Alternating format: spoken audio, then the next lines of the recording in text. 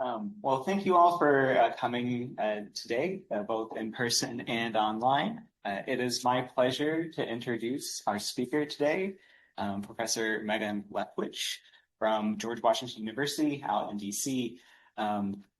Megan has some really incredible experience and expertise at the interface of biology and biological robotic systems, and will be talking to us today about how we can actually model these systems and build some real robots based off of them.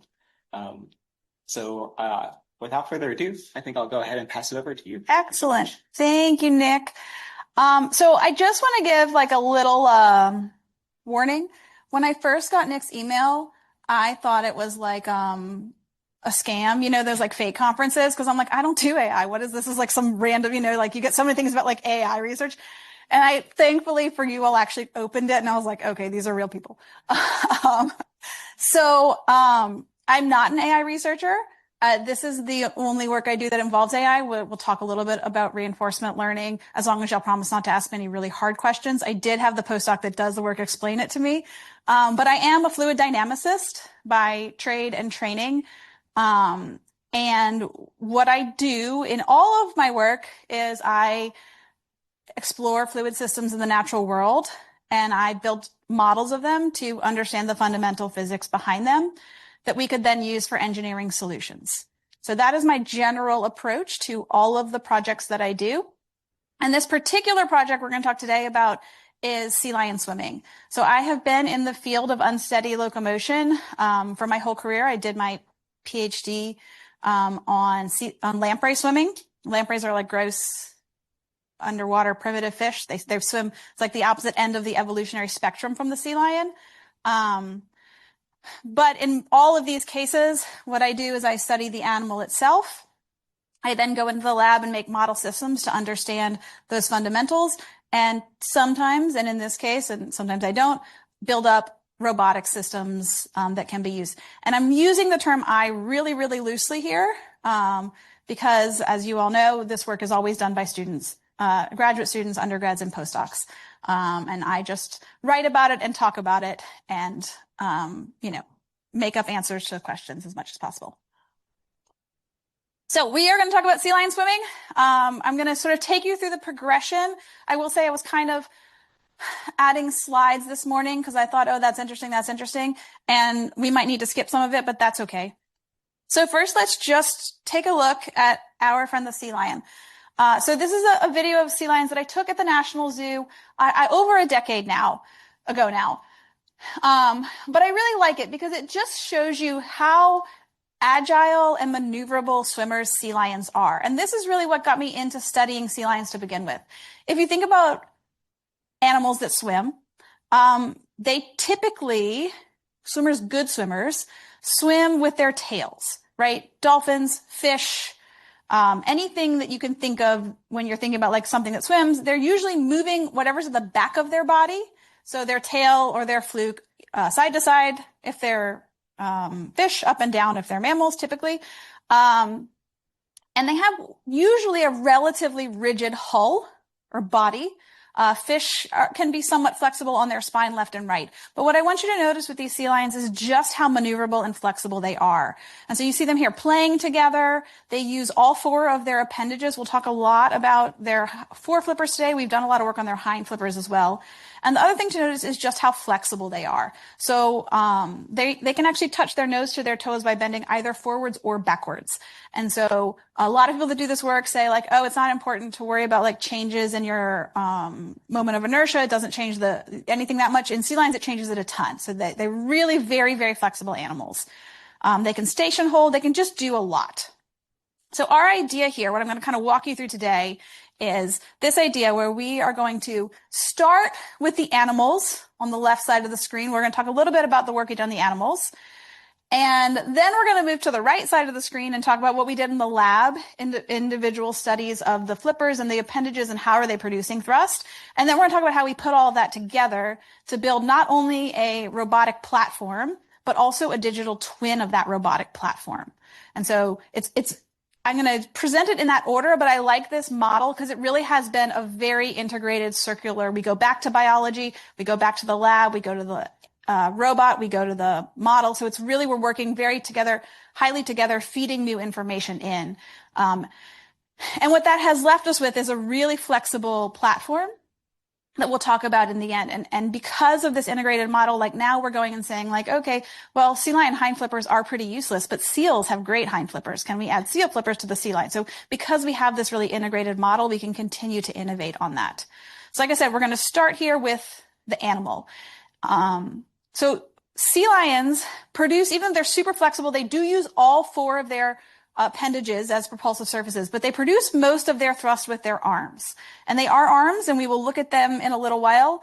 And this is from when I thought I was at the zoo. This is my origin story with my children back when they were toddlers, my children that are like getting ready for college. And I was like, sea lions, I'm going to go look up sea lion swimming like we do as scientists. So I go to Google Scholar in, I don't know, 2012, and I put in sea lion swimming. And the papers that came up were from like the 80s with hand-drawn, beautiful hand-drawn. I was like, well, we have cameras now. Maybe we could do this like digitally and actually start looking at the kinematics of how sea lions produce thrust. And so that is what we did. You can see here, again, this is a paper, I want to say, I didn't put the source on it. I think we wrote this in 2014. Again, same thing at the National Zoo. We do most of our field work at the National Zoo, although we do some out in California. Wonderful partners. Any of you who go out into the world, if you're studying biological systems, reach out to the zoos and aquariums around you. They love to work with scientists on average. We've done work with the Zoo Atlanta and the Atlanta Aquarium. Really, we've had great Baltimore aquariums, fantastic. So highly recommend. And if you're interested in that, reach out to me. I actually have like a template of how you can make these connections. And then you do a great job fulfilling any sort of outreach educational duties at the same time. So we took these pictures. We isolated the foreflipper. You can see the things. This is state of the art at the time, which was having an undergrad click on points. We've gotten much better at that in the last decade. But what we built up is this motion of how the animal moves its flipper. Once we have that, what we can do is take that, put that back into a robotic system, and we'll come back to that. But starting with looking, how does the animal move its body to produce that thrust? We've also done work on the whole system. So not just how does it move, but we've done some in situ measurements. So I'm going to expand my little bit about bubble PIV in a minute. Here's sort of the result of it, but I have a couple slides on that, so I'll talk about that in a minute. Turning. So I want to see here, the animal, I want you to know it never touches the wall. Sea lions can do 180-degree turn in about a 0.4 body length width. And so really tight turning. They're super maneuverable. And then also porpoising. So you can see here, this is Cali at the National Zoo. Sea lions porpoise to evade predators, or when they fish and hunt and maybe just for fun. And also they live in rocky areas, so to get onto rocks. So we did several of these studies. I always call this is like a paper and a slide. There's actually 3 papers in one slide. But I want to take a little bit and talk about the bubble PIV work that we did. So typically, right, if we want to study fluid motion, we all know this, PIV is a great way to do it. We put tracer particles into the water, we shine a laser, and we take 2 rapid pictures within that laser. We correlate the motion of those particles.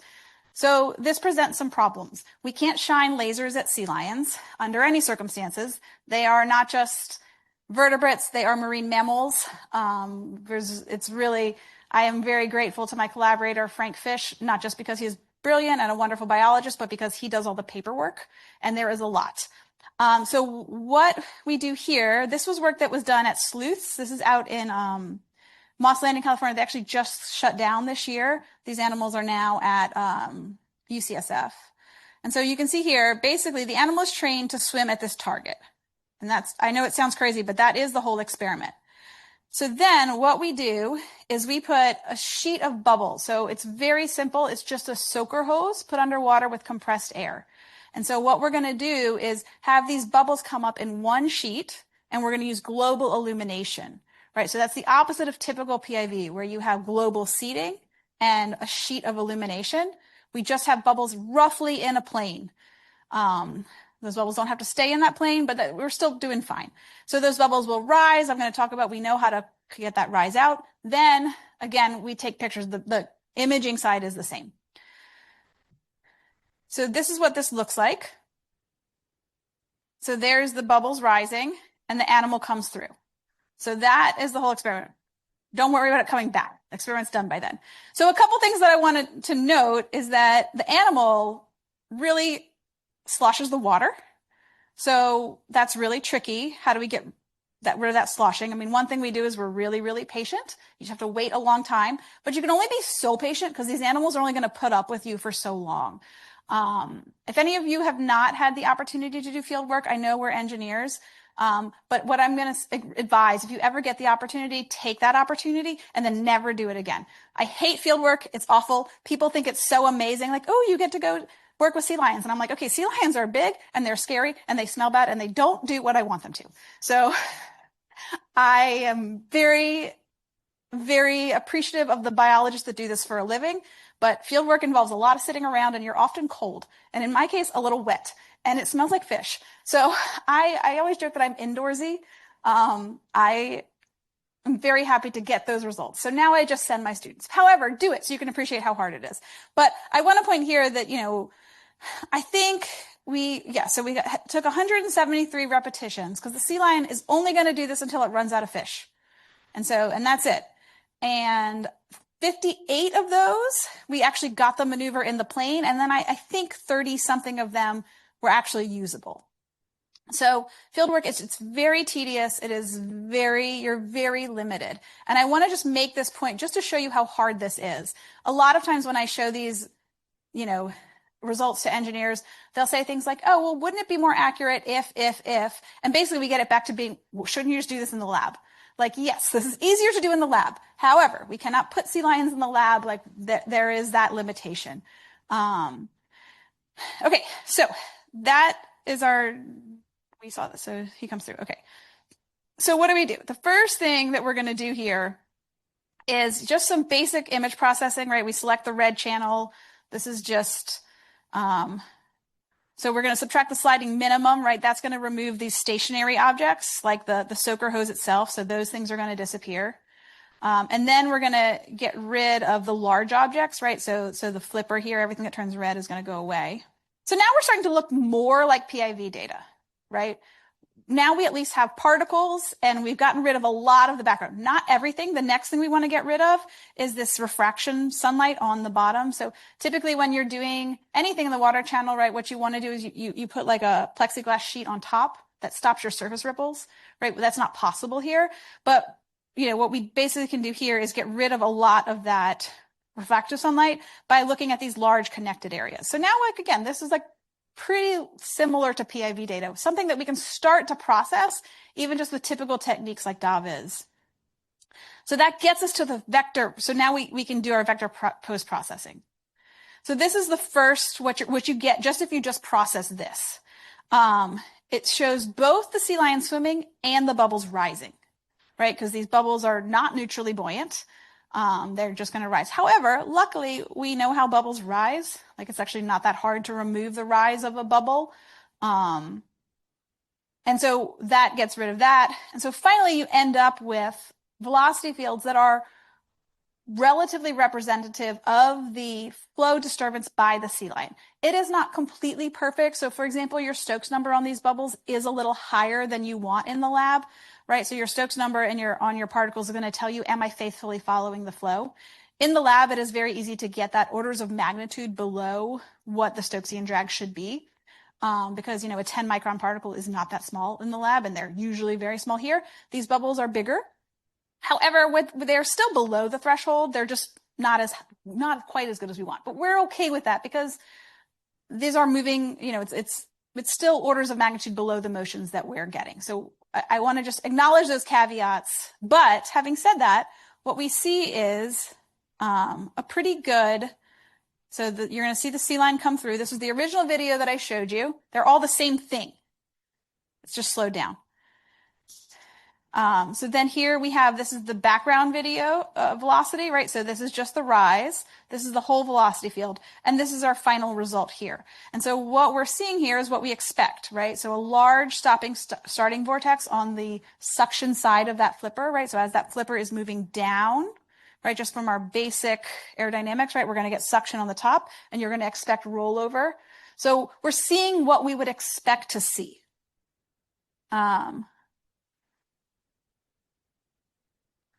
And then the animal comes through and then you have, this is the remnants of that vortex. And so you can see this vorticity zone here.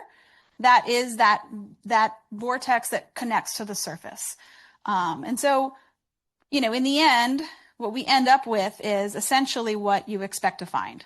And I can show you, so get next slide. These are just 4 different instances of it, right? So not just the one that I showed you before, but we're able to get, I think, like I said, I think we ended up with about 30 where the animal went through. We did have different locations on the arm, but somewhere between the wrist and the fingers, which is sort of the main part. So we were pretty happy with the results in the end. And what we see is the animal comes down. They have these large foreflippers. They clap them into their body. And when they do that, they're going to accelerate all of the fluid on top of their body, right? And transfer the momentum of these moving arms to the water.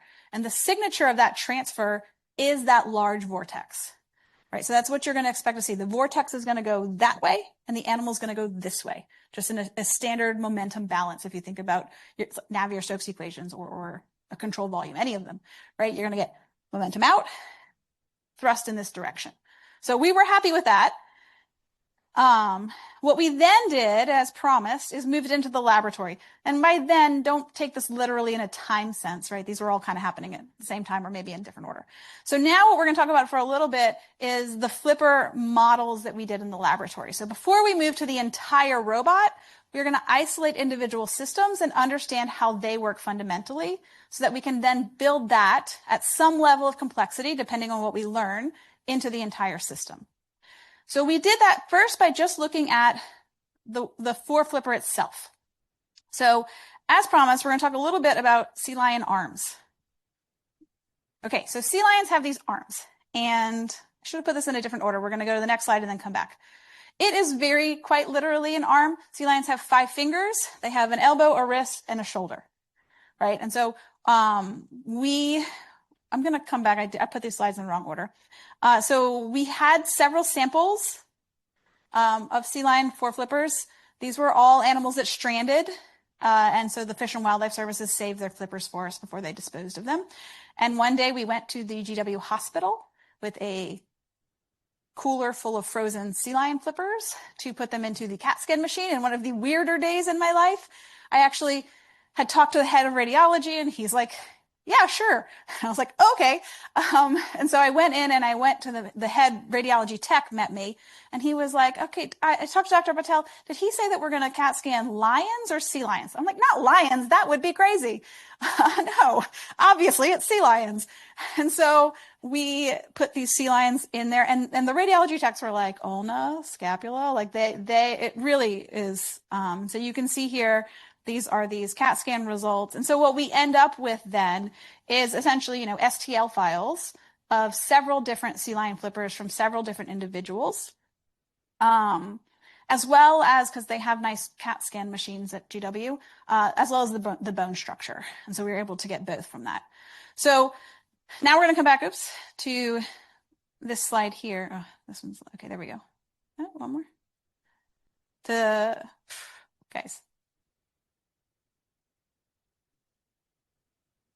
This one. Okay. So the first thing we started with, once we had these, we also got some STL files using some laser. Before we CAT scanned them, we also did some laser scanning, partially just because, again, this was several years ago. And so there were lots of new laser scanning techniques. And you have these now with the techniques where you just take pictures around and they collapse them. So we actually did this from several different methods. And then we were able to, test the accuracy of those other methods with the CAT scan by comparing volumes and things like that. So we did that and wrote a paper on just that comparison of these different techniques. Basically, how much money should you spend on this? And that's So that was a whole different point, but we did all that. So what do we have here? We then 3D print these. And one day we were 3D printing one of these and our lab tech said, oh, what NACA airfoil did you use to make those? And I said, or actually my graduate student, I love the way I take credit for everything that happened here. He said, no, that's just the sea lion. And then we started thinking about it and we said, that's kind of strange, right? If you told me that the cross section of an eagle's wing looked like an airfoil, I would say, of course. Eagles essentially operate in a fixed wing configuration, right? They put their wings out, they produce thrust, they put their wings out, they produce lift to keep them from falling, right? And they glide, right? But a sea lion doesn't need to produce lift in the traditional sense. It's not going to fall out of the water. They are, in fact, essentially neutrally buoyant. So we thought that's kind of strange. Why would this animal evolve this really nice airfoil shape when it doesn't have any reason to produce lift, right? See, airplanes, and I'm going to argue eagles and hawks, they have to do this interesting thing where they need to produce force to go forward. We call that thrust. But they also need to produce an upward force to keep them. We were on the Boeing hull, right? We all understand at least the basics of that. But sea lions have no reason to do that. And on top of that, they very rarely swim with their arms out, right? So it's not like they're controlling sort of their up down. They swim with their arms compressed. So we said, okay, well, it looks like an airfoil. This sounds like a great undergraduate research project. 3D print some of these, stick them in the wind tunnel and see if they're airfoils. Turns out they're great airfoils. So again, this is my paper in a slide.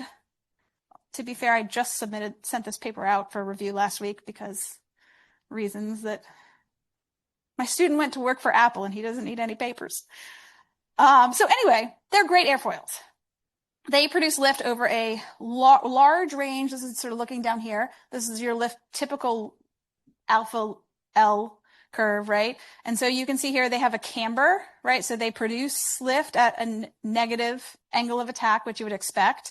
They have a relatively linear 2 alpha lift curve and then a relatively gentle stall, and they stall out about 18 degrees. That's a pretty good wing. And then I will say a pretty good stall recovery, right? So you have this loss of lift and then you recover pretty well.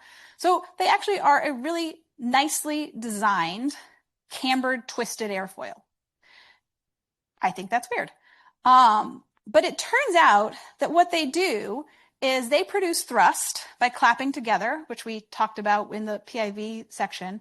And then what they'll do is while they're gliding, they'll stick one arm out and produce lift that they actually use as a twisting force. And so thinking back to that original video of these highly maneuverable sea lions, when you're that maneuverable, you need to be able to produce forces in a lot of different directions. And so they have this one propulsive surface that has evolved 2 essentially separate fluid mechanic mechanisms for producing forces. They produce thrust force in this sort of drag-based sweep that water in one direction, and they produce maneuvering forces in a traditional lift base by changing the angle of attack of one or both flippers at a time to produce a lot of off-angle forces that they can then use in combination with a body movement to be really maneuverable, which I think is just a beautiful story of evolution, that even underwater they've evolved this really cool mechanism for producing forces to not only move forward really well, but to also move sideways really well, which I just think is a really cool story. So in addition to our fixed wing study, and I do want to give a lot of credit to my student who does now work for Apple, probably making more money than all of us, for these oil flow visualizations. He was reading old textbooks from the 1960s and making his own chalk powders. Eventually I had to tell him, like, they can't get any prettier, Aditya. These are beautiful, but just beautiful image of these old oil flow visualizations. He had to go to the actual library and get books because some of them hadn't been digitized. So, okay, so skipping ahead, we talked about the arm. Once we have these arms, in addition to that, what we also did is built a maneuverable platform for a single flipper. So this is our original, we used to call this the sea lion robot, which is a big use of the word robot.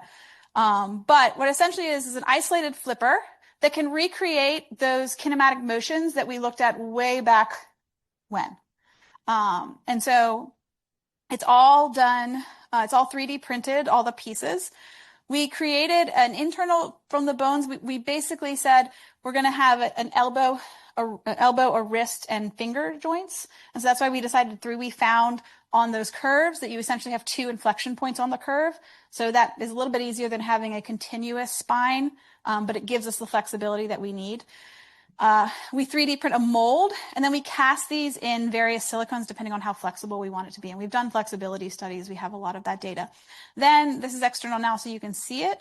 But we run internally a nice pulley system. It's actually really easy to create these multi-modes. And then you have a couple of motors that work together. That's just engineering. But it's really not hard to recreate both the sweeping motion, but also the curve motion. Because it turns out what the sea lions do is if you passively just clap down, you get close. But what they do is they actually hold their fingers up a little longer and then flick their fingers at the end. So you're going to get a little more thrust that way. We've argued it's probably not worth it if you're engineering a system, but they do. So we put all that together. We put it into the water channel. We have a big water channel at GW. I'll show you that on the next slide. And just to show you some of those motions, this is just the standard. So if you're just moving the elbow there, right? So that's just doing this. And depending on how flexible, it's in air here, so you're not getting any deflection. In water, you get some deflection, some passive flexibility. And there claps into us. That's not more helpful. Then you can also just move the fingers. I think that's what's going to happen here. Right, so there we're actually holding the elbow stiff and we're just moving the hand just to show you that we have this different range of motion. And then this is the student's just showing you everything it can do. So even with just those two joints and a couple of pulleys, you can really get some pretty complex motions. So we take all of that. Like I said, we have this long water channel at GW. We're only using part of it, but that's what we have. And then we do traditional PIV, right, the normal way. And so what you can see here is the velocity field. So it claps up. There's a plate here. So that's like the belly, right? It claps into its belly. And so what we see here again is that large suction side vortex that's developing on the top. So we saw that also with the bubble PIV. Remember that big red zone? So this is that big red zone that we saw before. We see then it claps into the body, and that large vortex is going to roll up and shed downstream. Right, so that's that momentum transfer that we found before. These are your velocity fields that we're looking at here. We can now look at the vorticity fields, which is, obviously the curl of the velocity field, so we're going to see the same thing. But you can see there in red that large suction starting stopping vortex that is then comes downstream. And so we can see that here, right? And so this is, again, it's a little compressed, so this is two-dimensional. The animal does like a twisting motion, and in this case, it's just up and down, but we're still seeing that large suction motion. The other thing that I thought was really interesting, if you go back, which you can't, but I can, and read my first proposals on sea lion swimming, I actually call this a jetting motion. In my mind, what I thought the sea lion was kind of doing was taking the still fluid in front of its body and pushing this fluid down, more analogous to like a squid. Turns out it's actually not doing that so much. The fluid along its belly isn't really being squeezed in that direction. It's actually, it's going somewhere, right? It's being squeezed out in this case. This is highly two-dimensional. We could, and we have, although I'm not going to show you here, I had another wonderful master's project that showed that if you, instead of having a flat plate, if you curve that plate, you can then direct that fluid in the direction of motion, and for the same input, get a much more thrust output, because you're now taking more fluid and pushing it in the direction you want to go as opposed to pushing it sideways. But what we did find regardless is the main part of that jet is actually not coming from the stationary fluid in the belly area. It's entraining it from the suction side and pushing it from the top, which is actually not what I was really thinking was happening, but that's why we have hypotheses. So in addition to these, what we call these the high fidelity 3D printed, they really look a lot like our animal. They follow it. We also had what we called the low fidelity flipper model. And so in this case, this one's a video. So in this case, you can see the shape here is just a much simpler shape. We're not doing PIV here. We're not understanding why. What we did is just actually I'm going to go with thousands of slightly different kinematics to look at the thrust production. Right, so these are just force measurements and not coupled with the PIV, so we could run through a lot of them. And what we found here, the upshot of this is another paper in a slide, paper and a half in a slide, is that the way that you go through that motion, so you have three phases. You have the load, the paddle, and then the recovery. That actually how you load is really important, to how much thrust you get during the paddle. Even if your paddle is the same, if you load different, essentially you're storing the elastic energy of this flipper. And so how you store that energy has a really large effect on how you get thrust. And this is really important because as we're designing the next step of like, okay, how do we want to make our robot? We can then say it depends on what you want to do, right? How much thrust do you need? How fast you need to go? The highest thrusts are, of course, the least efficient, but sometimes that's okay because sometimes you need to go fast. But what we have now are just thousands and thousands of flipper trajectories and the force profile to go with them that we can then feed into our robotic model, our simulation model, and our reinforcement learning scheme. So collected just a ton of data. We then paired it with a second flipper. So that's what you're seeing. Keep pushing the wrong button. That's what you're seeing here. And did the same thing. An isolated versus two flippers. So much work in the field of swimming has done with these isolated propulsors, flappers, things like that aren't connected to bodies. So connecting it to the body, you then have to see how is it going to affect. Obviously, if you one flipper out there, you're not going to get symmetric forces. So we have to sort of try and understand that as well. And then this little video is our very first full robot. This was just a little test project. You can see he's cute. He does some things. He's attached. But then what we did is move to put all of this together. When I wanted it to be here. There we go. So this, again, was our original idea of how this modular sea lion robot is going to work. It has 3 body segments, a head, a hull, and then a pelvic area, and then 4 independent flippers. So 2 front flippers and 2 hind flippers. It is modular. These are all interchangeable. You can put on different flippers. You can put different head shapes. You can do all of these things. It's all made with vacuum sealing, 3D printing, sort of fast manufacturing techniques, all made in-house at Drexel. My collaborator at Drexel is James Tangora, phenomenal roboticist and control dynamicist if you ever are looking for one.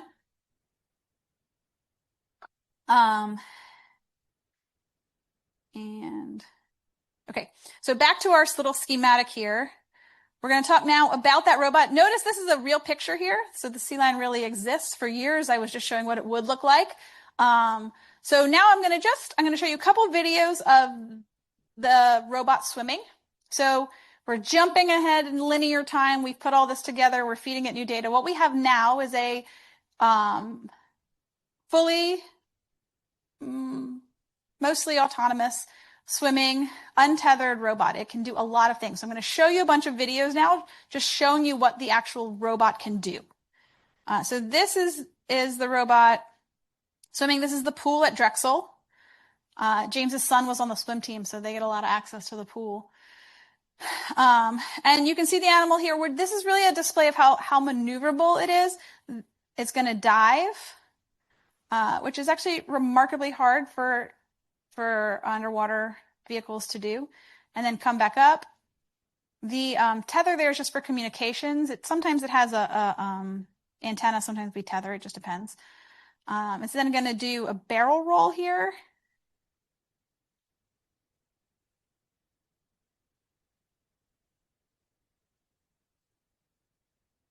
And then after the barrel roll, it's going to come out into a banked turn where it rolls over. A roll, actually, I guess. I think the next one has a bank turn. Here we're doing some kicking. So like I said, we're saying, okay, well, what if it kicks more like a dolphin? And what if we actually get some thrust from the hind flipper? It can do a banked turn. It's doing a one-armed roll there, right? So you notice we're just using one flipper. It's a really maneuverable platform. And what we've been working on now is, okay, that's all great in still water. A real sea lion operates in very energetic water. So we've been working now both in all of our things, but to add energetic. So here he is swimming in flow, which turns out swimming into flow is much easier than swimming out of flow. It's really hard to be stable with the wind at your back. But it can hold its position in flow. Here it's going to swim so with the flow, which like I said, is trickier, but we can do it. And I think next he's going to swim across the flow. So what we're working on now is adding in these energetics. The robot now is, there we go.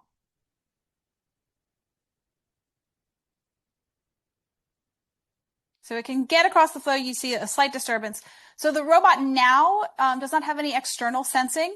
So it knows its own positions, right? It has an IMU, it knows its joint positions. And so what we're doing now with a combination of the robot and what I'll show you in a minute, I'm kind of getting ahead of myself, is saying, okay, well, how much internal sensing would we need? So that's we use the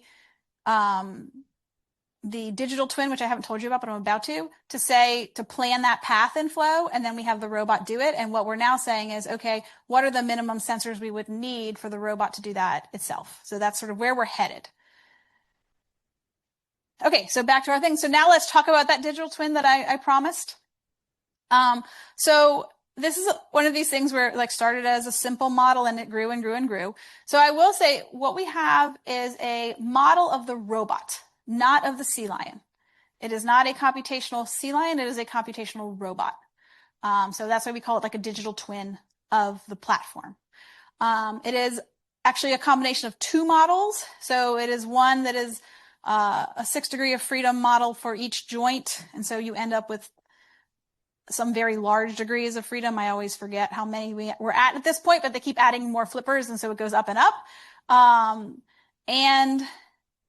then a Poincare model that actually does a larger model of the entire system for the whole thing. It includes simple fluids, right? So perfect fluid dynamics, which is fine. We're working now to incorporate unsteadiness to that fluid dynamics, because if we want to really understand how that works, we need that unsteadiness. But what we end up with here, as you can see, here's our digital model doing a banked turn and then roll. And then here's the animal doing that same turn and then roll. And so what we can do, this is really complicated. This is sort of, again, just an overview. Part of this is to prove to y'all that Shaman is really, really smart. But so we have all of that model, and then we can simulate it, and we can compare the robot to, I don't want all of these playing at the same time, sorry. The robot to the animal. So here you have the robot and the animal. The robot is in blue. There's no animal here. And the simulation is in red, just superimposed upon it. So doing the characteristic stroke, and then we can track how well it does. So you can see here, in blue, the actual sea lion. So the characteristic stroke, we're just measuring the pitch, right? So there's going to be a little up and down. The animal actually has a little less up and down, but in different locations. It does a really good job tracking for maneuvers. Actually, it does a better job tracking maneuvers than straight swimming. And so you can see here, the curves are really lying right on top of each other. And so that's a unpowered turn, right? Just a gliding turn. So then finally, here's my one slide about AI. In addition to all the path planning, we've added a layer of reinforcement learning, right? So we can tell the animal to do certain things, or tell the robot to do certain things. However, we only have, obviously, so much path planning a priori knowledge.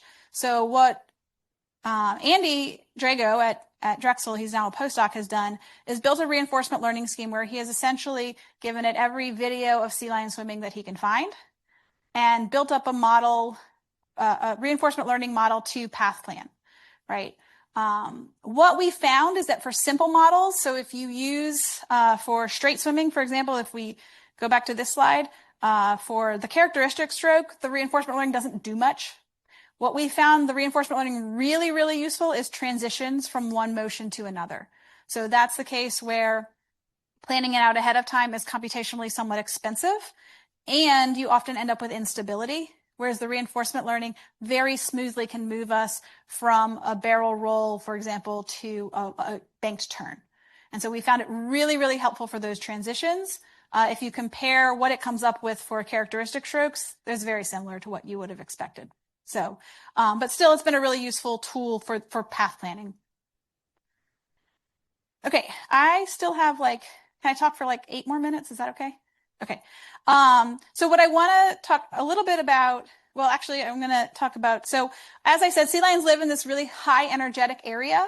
So, This is a stellar sea lion getting into the water.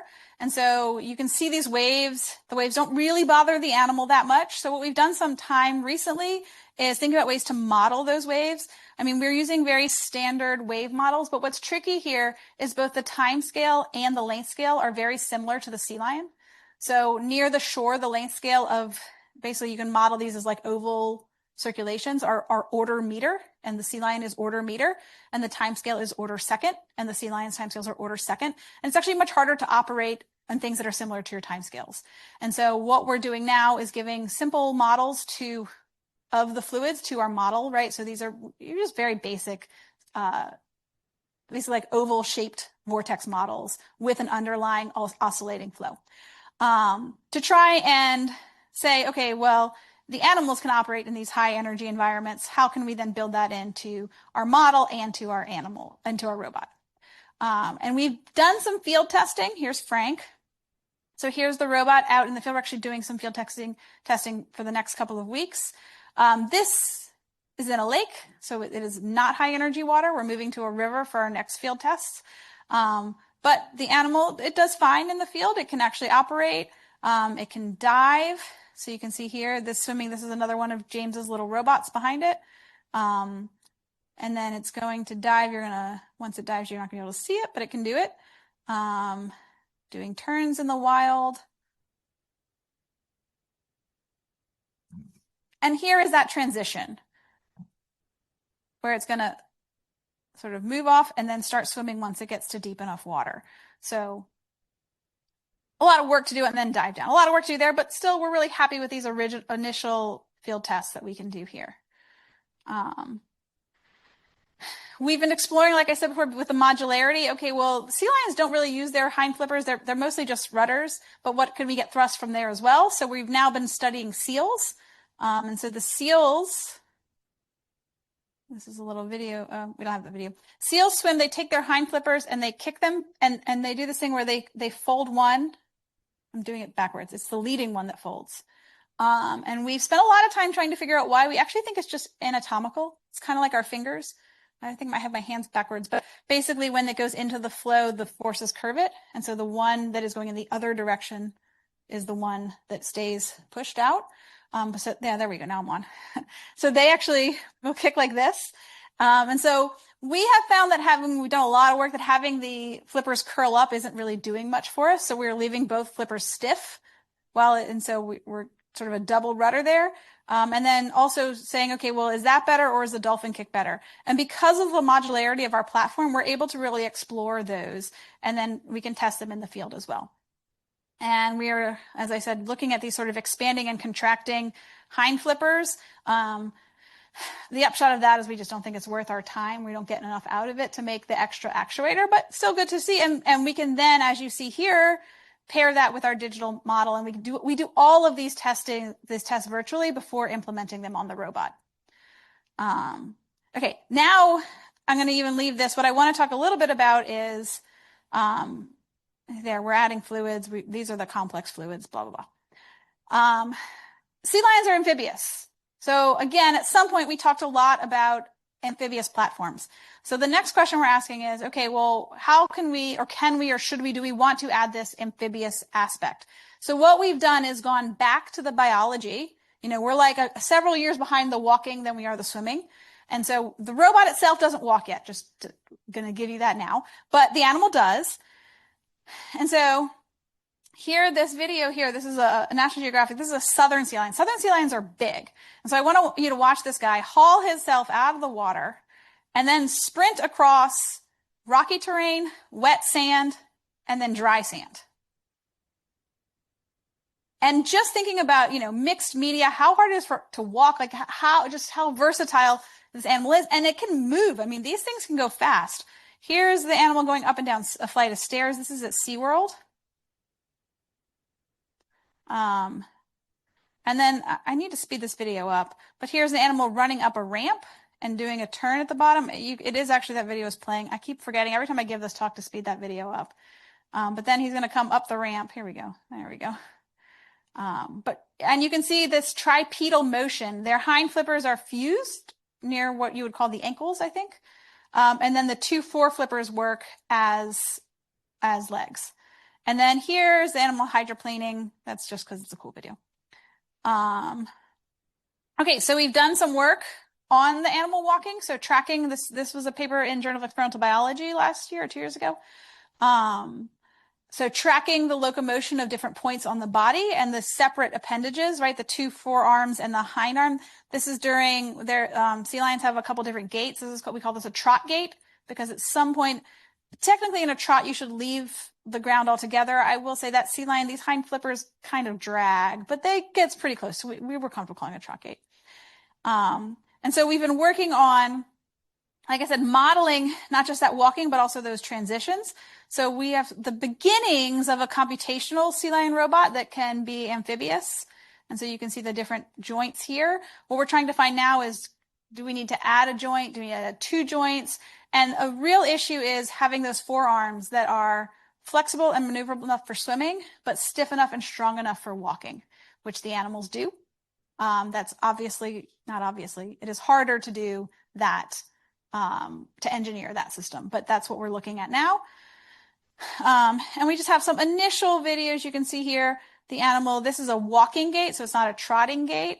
You can see it's a relatively awkward walking gait, but really good progress. This work was started last fall, so we have a graduate student, and she's made a lot of progress on that transition. Okay, so I like to leave time for questions. I will just acknowledge all of my collaborators, and I needed some new videos. And this is nowhere near the number of students. I should add more. But Frank, who is the biologist on this project, if you've ever met Frank, he's kind of nuts, but really, really, I always have to say, like, okay, y'all don't be scared of Frank. He's just crazy. But he is a fantastic field biologist. And James Tangora and Harry Quatney at Drexel, who are roboticist and control dynamicist, respectively, who are just brilliant. And especially, as you can see, the robotics has come so far. Really wonderful working with James. And then I have just a couple of videos to leave you with before I answer questions. So these are just some cute ones. That's Callie. And then I'll stop these so they don't get distracted. This is, I like to send this video when I want to scare my dean. So that's Alan. He was an undergrad, and I was on there filming, and Rebecca, the keeper, said something like, oh, if she bites you, just push her down. And I remember thinking, I wonder if GW has insurance for if an undergrad gets bit by a sea lion. Like, that's going to be a weird phone call to the dean to be like, I'm just not quite sure what to do here. And then I love this video. So this video at the bottom, Frank took this when he was out tagging humpback whales in Monterey Bay. And what I love about it is the scales that it shows you of nature. So these are the little heads are sea lions. These are whales in the background. And both the whales and the sea lions are there because there are these huge sardine shoals that come into Monterey Bay. So they are there eating. And so, sardines are a few inches. And then you have these sea lions that are roughly a meter. And then you have these whales that are tens of meters, all existing. And those are all considered big animals, right? Those are all macro scale things. And so I just love that video because here it just shows all of these sea lions look like teeny little things, but sea lions are big animals. So just the scales of nature that exist. I always find that really wonderful. Okay, so I'm going to stop talking there and I will leave you, well, if you want in the background, I have more videos of our robot doing some cool things, some turns, and it's going to swim through a hula hoop down here, but you can just watch those in the background while I answer questions if you'd like.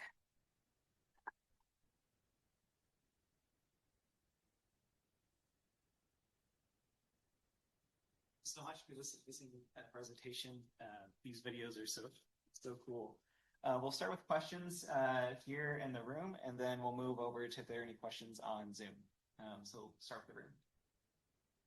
Right. So you said that sea lions are neutrally buoyant. So for your ROV, did that is there like a vacuum, or not vacuum, but like an airtight chamber inside? Actually get by. Sorry. Get by like water on lines. Yeah, so the electronics are encased, right? So they just have a little case around them. The sea lion, then the rest of the robot floods. And so the robot itself is slightly negatively buoyant. It will sink. We do trim it. I mean, there's a lot of work that goes to it. And then it path plans up a little bit. It's much easier to swim up than to swim down. And so what we find easiest is if you leave the robot alone, it will slowly sink to the bottom of the pool. It's slightly heavier than the water. The harder thing with the robot is actually not the buoyancy, but is the balance. And so we do trim it throughout the 3 different compartments to get it so that it doesn't tip and turn when it swims. And then there is a small waterproof case for the electronics. There's actually not all that much in there. The motors themselves are all, we have all of these motors that do well in the water now. So it's really just the small electronic case that has to be waterproof. And the rest of it, like the blue shell, is just filled with water.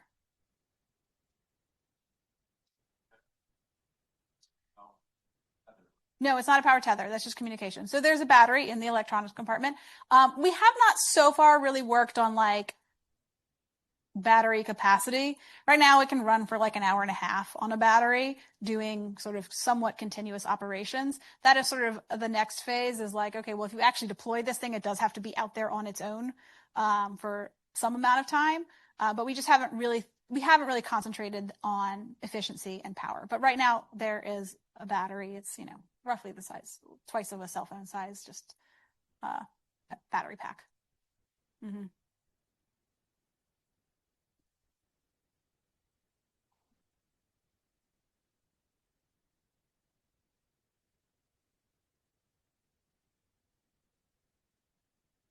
Yes. Okay. So right now we have not.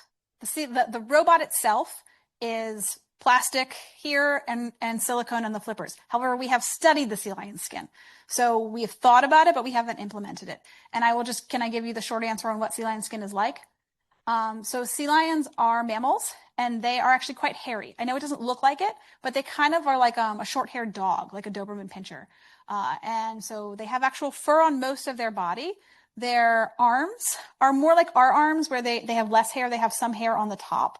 So we have SEM photos, beautiful photos of that. We've also taken patches and put them into the water channel and studied the skin coefficient friction on different locations of the animal.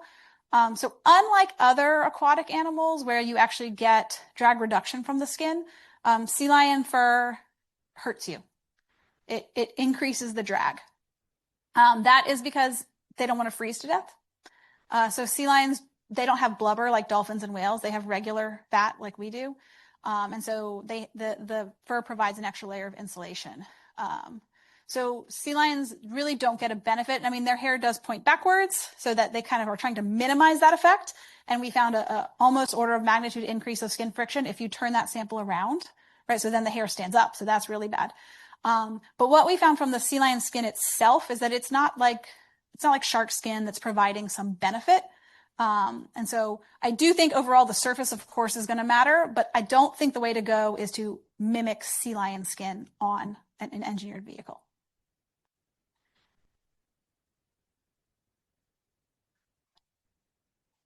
Oops. Like,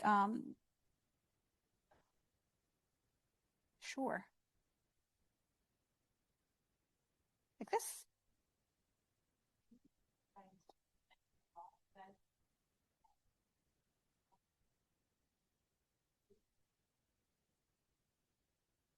Yes. So, the sea lion, because you notice just how flexible their whole spine is, right? So our robot is not nearly that flexible.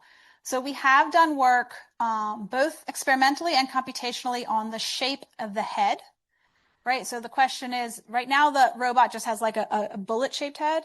And so we put in all different shapes of heads. It turns out, again, it depends on what you need. You don't get quite as much as you would want to, right? But that is a control surface. And when you're going forward, that head is going to produce lift. And so if you have it in a certain shape, you could produce the lift that you want. The actual shape of the sea lion's head is actually not super much for that. Sea lions, their main sensor is their eyes. And so the way their face is evolved is mostly to give them a better visual. view, but we have looked at it. The real thing that we're not getting now in the robot is the flexibility of the head and neck. I don't think the shape of the head matters all that much, but being able to, like you said, sort of adjust your shape like this, as opposed to having to do just this, you can be much more maneuverable.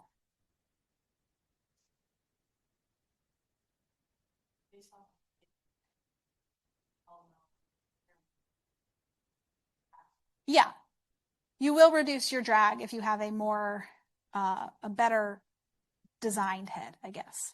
And additionally, because the head does move, you get this extra benefit of, like, if you have a flatter surface on the sides, you'll then produce more lift when you're turning as opposed to a rounded surface.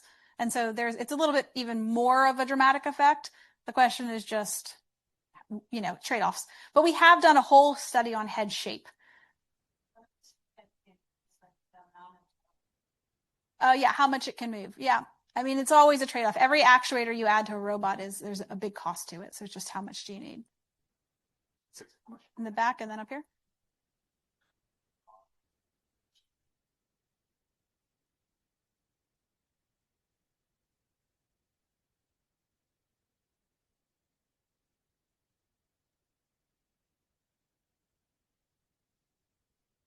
Yeah, so yes. So, efficiency I have found is a little hard to define in a body-based propulsive method. So what you're often going to get is an efficiency that's going to say something like, it's like a thrust-based efficiency. I'm going somewhere with this, I swear. And the problem with this metric is that it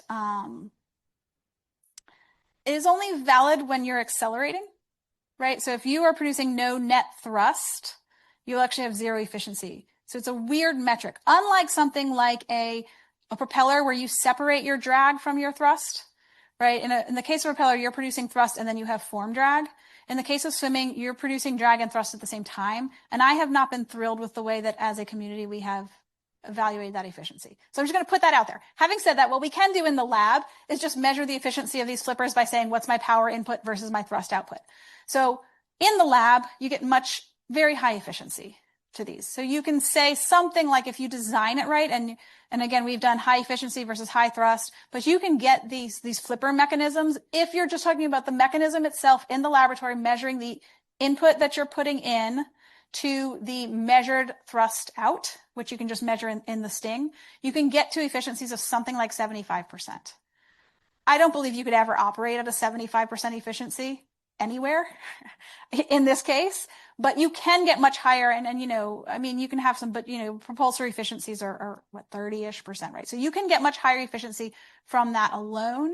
But I do think that it's really hard. So what we normally would talk about is something like cost of transport, which is essentially like the amount of energy it takes to move 1 kilogram of mass 1 meter.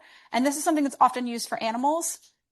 And so we can get a cost of transport for the whole robot system that is actually relatively high, somewhere that is actually quite close to a little bit less, but almost like 90% of the sea lion itself. So that's sort of the best thing that I think measures how well we're doing in terms of efficiency. That's a long way to say that. But I think a lot of sort of what we think of as efficiency in this field, I do think is really hurt by the fact that we're doing a thrust-based efficiency. And that's only valid if you're accelerating. So when you're swimming steadily, by that metric, everything has zero efficiency because there's no way to separate out the form drag. So that was a long way to answer. I'll talk about this for hours. Actually, I have like really strong feelings about efficiency in this world. Even cost of transport, I have some trouble with because different types of tissue take a different metabolic resource. So you could have an animal with a low cost of transport that actually is quite mechanically efficient, but they have really a lot of like red and brown fat that is more metabolically. So even that one I think is a little tricky. Okay, one more question over here. I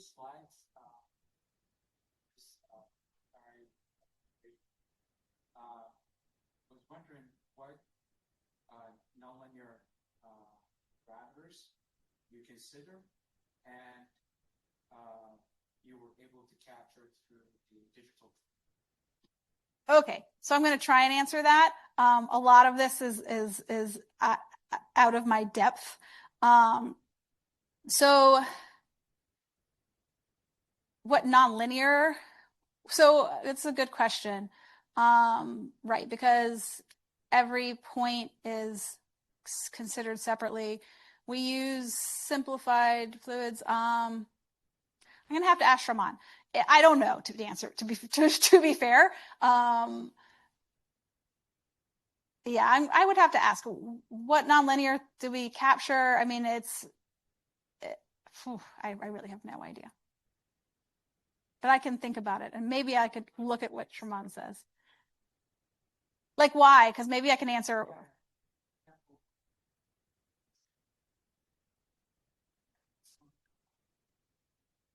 Okay. Yes. Okay. I can actually answer that a little bit better now that I know that that's what you're looking for. Because I was thinking like nonlinear. So the answer is that we have removed a lot of the nonlinearities from the structure. So what we have done, and because this is, I said this before, but we are modeling the robot and not the animal. And so what that allows us to do is we can treat each module of the robot as a separate, piece. So we have the 3 body pieces and the 4 flippers. And that removes a lot of that nonlinearity because the body itself is rigid and the flippers themselves, while they are flexible. So you do have some of this strain in them, but essentially they're much smaller. And so that nonlinearity is now minimized. So I think the answer is, in terms of structurally, there is not a lot of nonlinearity in the model. I think, and the reason is because we have, and it increases the complexity of the model because you have so many more objects in that way. You have more degrees of freedom, but then you have fewer nonlinearities. Does that help answer? So I think the answer is we're not solving your problem with our model. Nonetheless, look at your digital twin model and the actual robot. It seems like it got really close. It does get really close. Because I think structurally, neither of them have all that many nonlinearities in them, right? We've built flexibility by using more rigid elements versus using fewer flexible elements, if that makes sense. And if you do want to explore the model and have questions, I would be happy to put you in touch with Shraman. He is absolutely unbelievably brilliant. He's a postdoc if anybody is hiring. He is phenomenal. Cannot recommend him more highly. Yes, I've been listening to him talk for many years and I still barely understand what he does. I was on his committee and I was like, I have questions because I actually don't know the answer to them. like you're smarter than me, so this feels like a weird way to do this. Do we have one more question from or?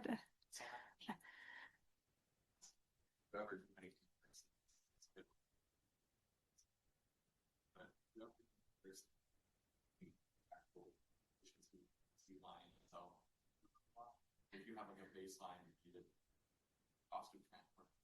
Yeah. Your model, you try one Oh, that's a great question.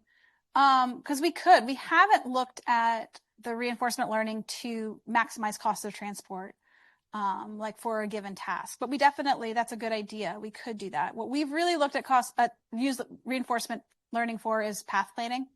And we haven't really then focused on like minimize the energy to get here, but we could.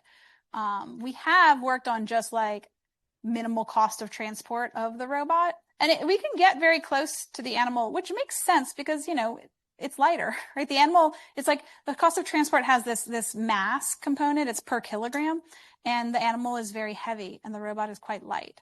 So we actually do a pretty good job by cost of transport, mostly because it's not carrying as much mass as the animal because the animal has to carry all of its organs and fat and the robot does not.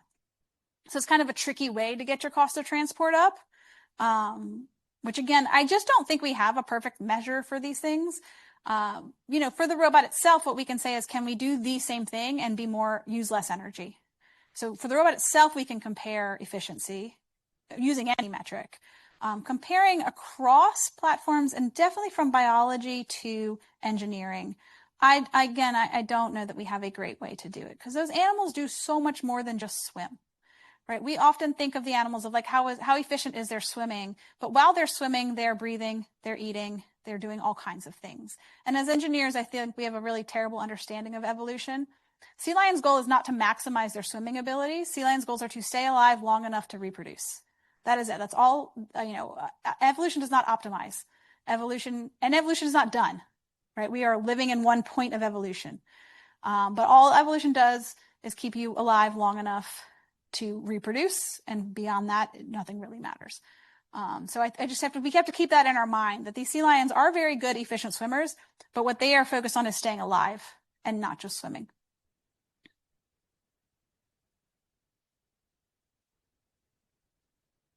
It's a mammal. It's part of the Otaridae family. They actually are relatively closely related to bears in terms of evolution.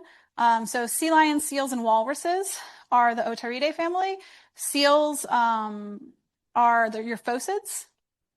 And so a seal, the way to tell them apart is seals don't have external ears, whereas sea lions do. You can actually see a sea lion's ear. The other way to tell them apart is that, we watch the sea lions walk. They tuck their feet underneath them. Seals cannot tuck their feet underneath them. Seals' pelvis only faces backwards.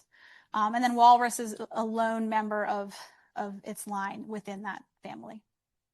Okay, so I think there's one more question here on Zoom, and then maybe other questions can be done in person. Have you looked into options for onboard processing to minimize offboard communications? Yes. So we are working right now on onboard processing. And part of was actually when we were talking about head shape.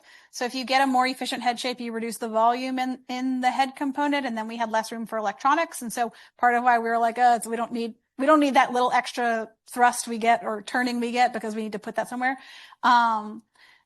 And so we are working on that now. Right now, all of the computation is done off board.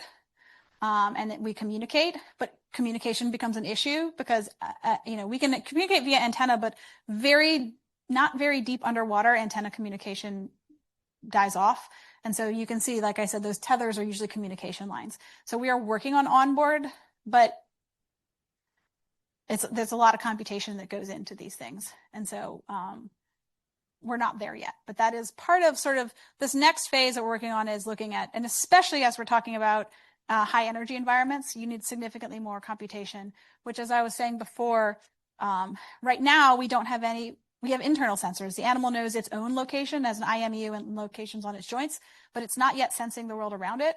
And obviously we want to minimize the sensing needed, because that's going to increase the computation. So what we're working on now is saying, okay, if we can do this, what is the minimal and optimal locations for sensors, so we can minimize computation so that we can actually move this on board.